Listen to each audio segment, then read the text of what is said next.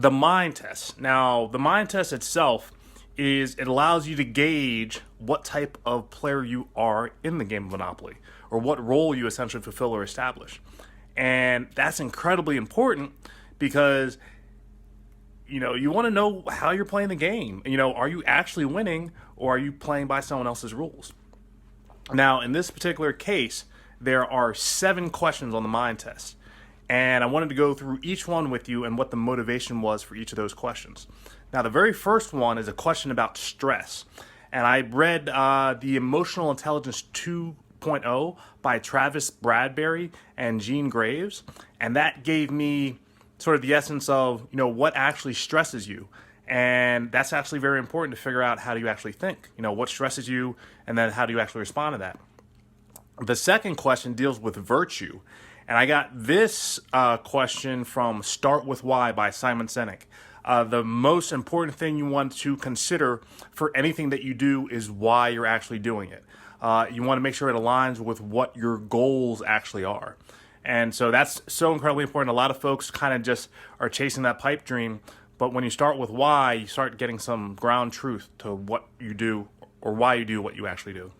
The third question deals with decisions. And this particular question was fueled by a book called Who Moved My Cheese by Spencer Johnson.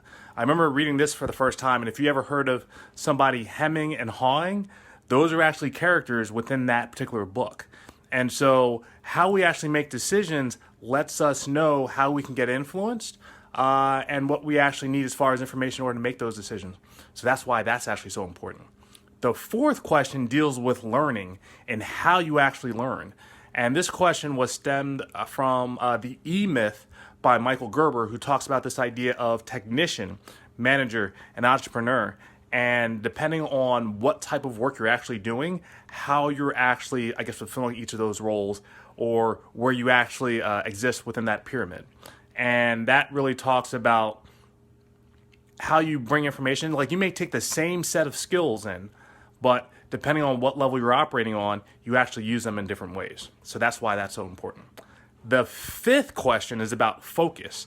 And that focus question came from the book Drive by Daniel Pink. And the whole idea with drive is, what is it that actually fuels us to move forward? And there's a lot of different ideas around that, but it's not always money. Sometimes it's a number of other things that kind of drives us and pushes us forward.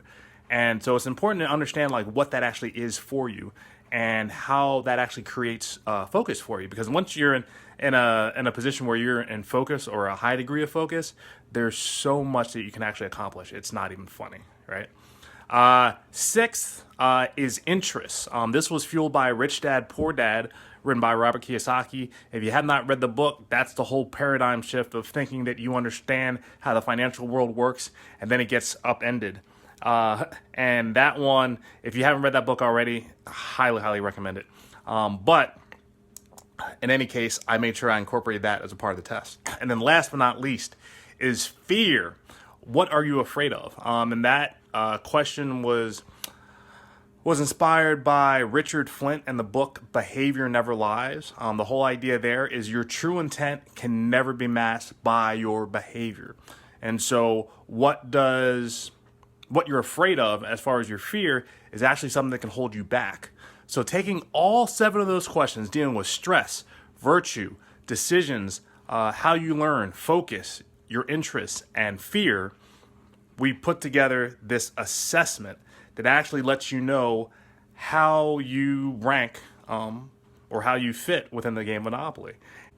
When you play the game Monopoly, you're not playing by your rules, you're playing by someone else's. And when you're born in this world, you're kind of working with other folks' rules until you start getting educated and start creating that for yourself.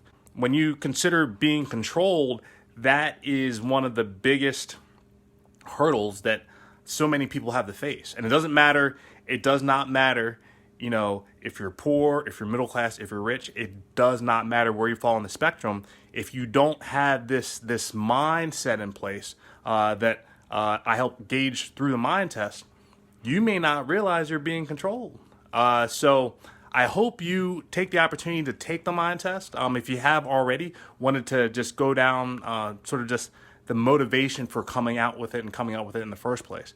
And I hope that if you have taken it, based on what your results are, that you continue through the courses that have been designed to help you further understand where you are if you're looking to transition between roles, to help you with all the questions that you actually have. So wanted to make sure I presented, again, the mind test. You can only find it at escapethemonopoly.com.